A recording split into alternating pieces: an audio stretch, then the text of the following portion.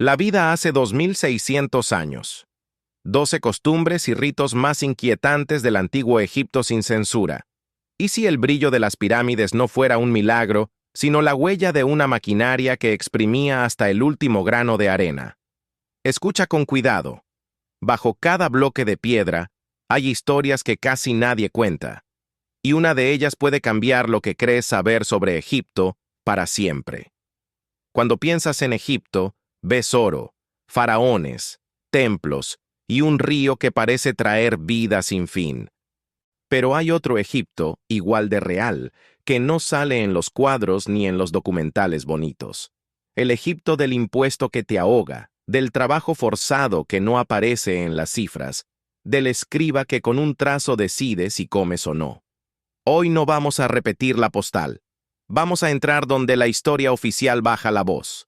Y si te quedas hasta el final, conocerás la pieza oculta que hacía funcionar todo el sistema.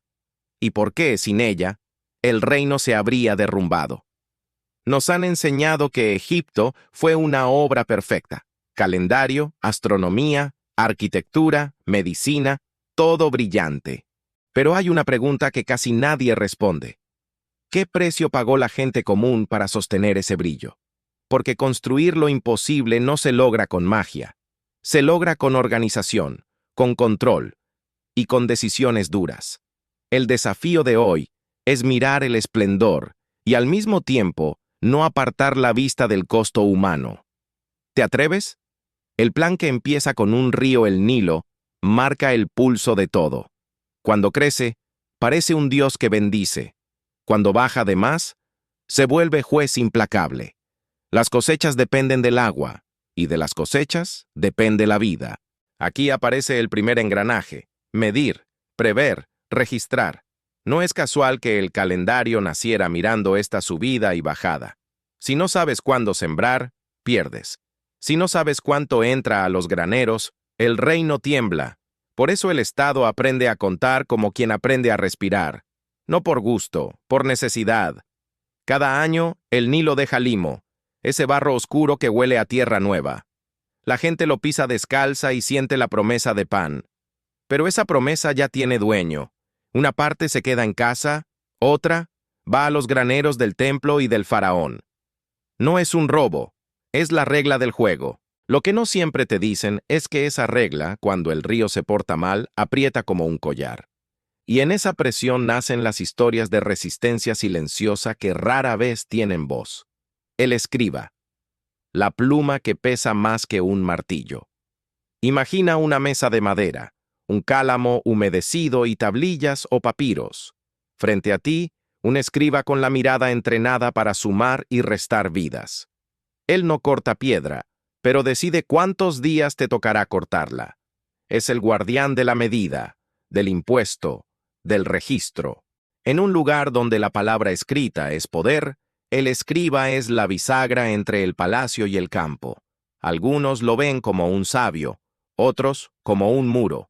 Lo cierto es que sin él, nada camina. Asigna cuotas, valida entregas, constata deudas.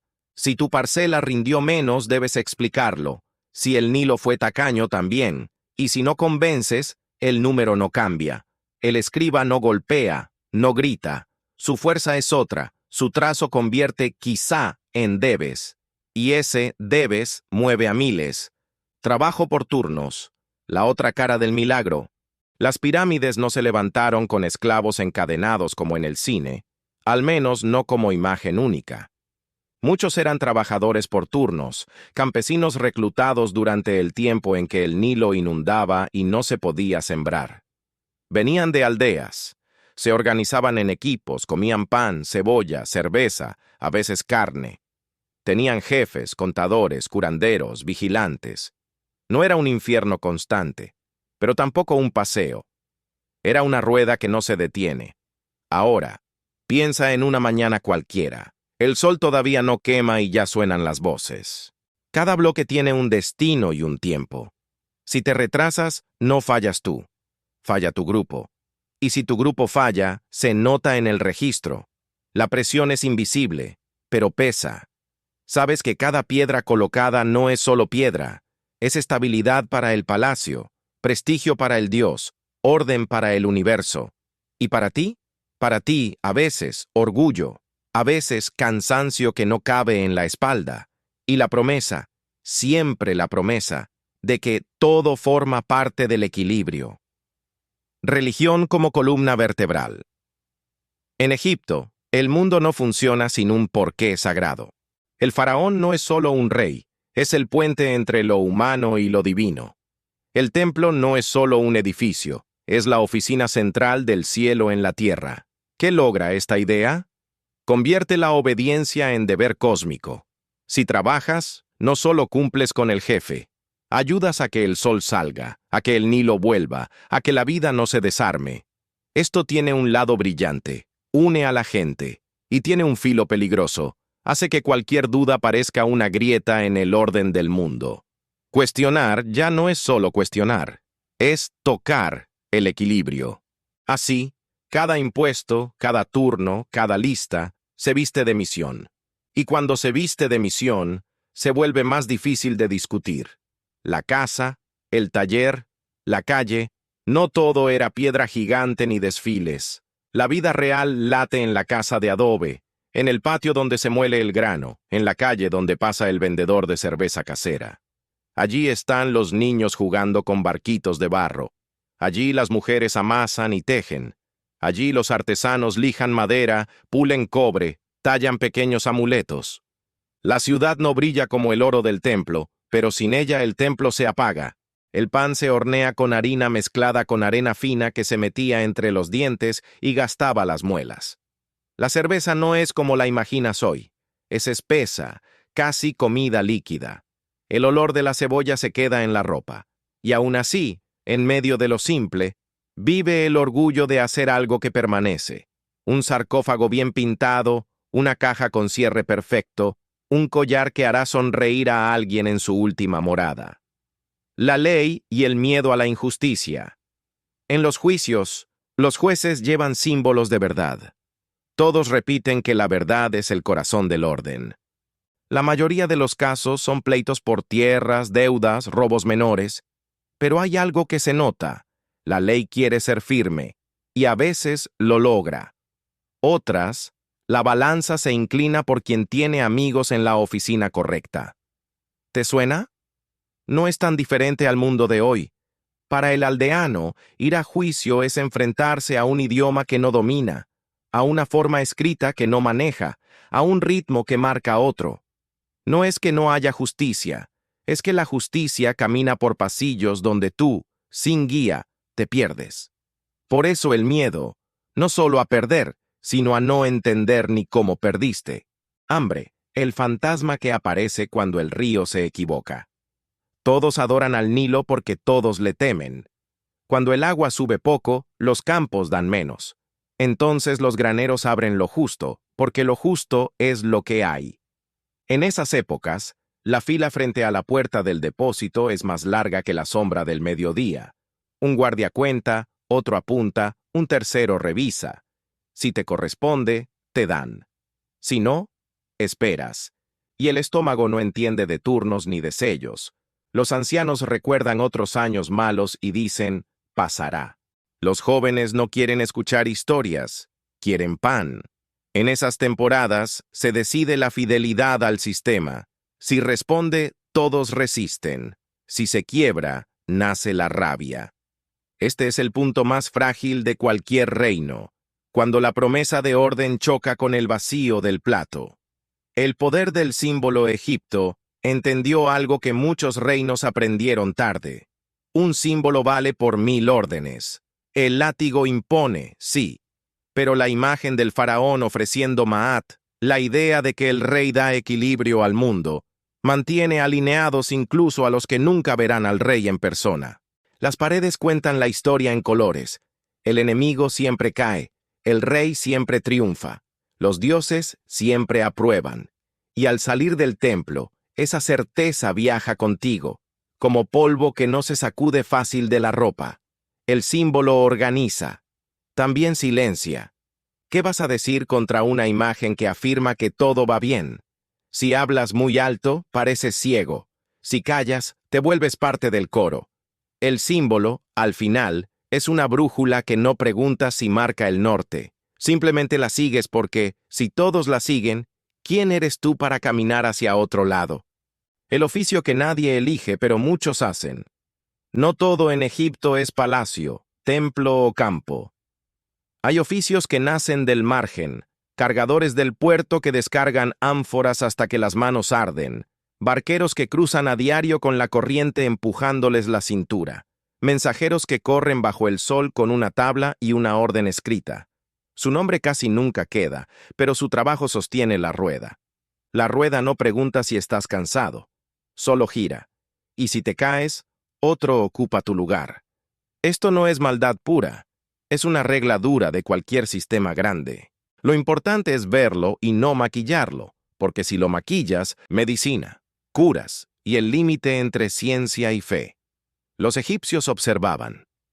Aprendían del cuerpo, de las plantas, de la herida que cierra mejor si está limpia. Sabían aliviar, vendar, suturar de forma básica. Pero junto a eso vivía la palabra del encanto, la frase que abre el camino a la curación. No es burla, es que el dolor, cuando aprieta, busca cualquier mano. Mujeres, poder visible, poder invisible. En Egipto, las mujeres pueden heredar, tener bienes, firmar contratos. No es la igualdad moderna, pero para su tiempo es mucho. Algunas administran talleres, otras son sacerdotisas con autoridad real en el templo. Y en las casas, el orden lo marcan ellas. Deciden compras, reparten tareas, sostienen la economía cotidiana con una precisión que no cabe en una estatua. Tumbas y memoria. El precio de permanecer. Para el egipcio, morir no es desaparecer, es cambiar de sala. Por eso importan las tumbas, los nombres, las listas con todas las ofrendas. Dejar el nombre escrito es asegurar que te pronuncien mañana, y que te pronuncien es seguir existiendo. Esta idea sostiene una economía entera. Artesanos especializados, pintores finísimos, canteros que buscan vetas perfectas, robo, castigo, advertencias, si hay riquezas. Habrá quien las busque cuando las puertas cierren. Las tumbas, con el tiempo, se vuelven objetivos. El Estado responde con penas severas y con mensajes pintados que dicen, no entres, no toques, vuelve. El miedo al castigo convive con el hambre y la tentación. ¿Es esto el fin del mito? No, es la otra cara. El oro deslumbra, pero también llama, y para protegerlo el sistema se pone duro. La línea entre proteger lo sagrado y proteger la caja a veces se borra, y en esa zona nacen dudas que no se resuelven con un mural. Arte que enseña a obedecer, y a soñar. Una pared pintada no es solo decoración, es un guión. Muestra quién manda, cómo se debe trabajar, cómo se rinde culto, cómo se celebra la cosecha. Enseña sin hablar, pero también de forma inesperada regala algo, belleza accesible. El campesino que nunca tendrá un collar de oro puede mirar un loto azul perfecto y sentir que el mundo por un segundo tiene forma y calma. El arte adoctrina. El arte consuela. Las dos cosas pueden ser verdad al mismo tiempo. El día en que la voz de abajo se hizo escuchar. Hay un episodio clave. Trabajadores que dejaron de marchar y dijeron, basta, porque no les llegaban las raciones. No empuñaron espadas, usaron su ausencia, se sentaron donde debían pasar, y el sistema que parecía de granito tuvo que escuchar. Al final, llegaron las raciones. No fue una revolución que tumbó templos. Fue una grieta que mostró que incluso la rueda más grande depende de quienes la empujan, y que parar a veces es la única forma de hablar con un poder que solo entiende de listas y números. Hablemos de la pieza oculta que prometí. No es un secreto mágico ni una fórmula de alquimia. Es más simple y a la vez más peligrosa. El control del grano. Quien domina el grano, domina el tiempo entre el hambre y la calma. El granero es el corazón del Estado. No luce como una pirámide, pero late más fuerte que cualquier obelisco. Con una llavecita de madera y un sello, alguien decide si hoy la ciudad duerme en paz o despierta con rabia. Por eso los graneros tienen guardias, listas, turnos y rituales de registro. Por eso el escriba del granero es casi tan temido como el juez. El grano no solo alimenta, paga salarios, sostiene obras, permite favores. Cuando el granero abre más, se apaga un fuego. Cuando cierra de más, ese fuego se enciende en las casas. Esta es la verdad que pocos quieren decir. El granero es el verdadero trono. ¿Por qué todo esto aún importa? Podrías pensar, eso fue hace miles de años. ¿Para qué mirar tanto? Porque las reglas de entonces suenan a ecos de hoy. Impuestos que aprietan cuando escasea, oficinas que deciden destinos sin levantar polvo, símbolos que mantienen a todos en fila. Cambian los trajes, las palabras, los edificios. La lógica, muchas veces, es la misma. Entender a Egipto no es aprender nombres extraños, es aprender a ver la máquina detrás del monumento. El trabajador sin nombre y su legado imagina a un hombre al que nadie tallará en piedra. Se llama Nact o Hori o Seneb, nombres de gente común. Tiene las manos con grietas y el cuello quemado. A veces se ríe en la cena con sus hijos, otras llega en silencio y se duerme antes de apoyar la cabeza. No es héroe ni villano, es la persona que hace que el mundo ande. ¿Qué le deja a Egipto? Un orgullo que no cabe en un papiro. Yo ayudé a levantar eso. Y también una herida que no siempre se cierra. A mí, ¿quién me levanta a mí? Su legado no está en un sarcófago de oro. Está en la piedra que encaja perfecto en una esquina que casi nadie mira, pero que sostiene todo el peso. Cuando pases por una esquina así en tu ciudad, recuerda. El mundo se apoya en trabajos que nadie aplaude. Lo que no entra en la lista, pero sostiene la lista. En cada sistema hay tareas invisibles. Quien barre el taller al final, quien repara la cuerda que nadie ve, quien trae agua a la hora justa. En Egipto, esos pequeños actos son la grasa que hace que la máquina no rechine. La historia oficial se olvida porque no caben en un mural. Este video no los convierte en estatuas, pero sí quiere dejar constancia. Sin esos detalles, el faraón habría hablado solo. La pregunta que queda abierta, después de mirar todo esto, quizá te preguntes, entonces, ¿debemos dejar de admirar Egipto? La respuesta no es sí o no, es mirar con los dos ojos. Con uno, reconocer la maravilla técnica, la belleza, el ingenio.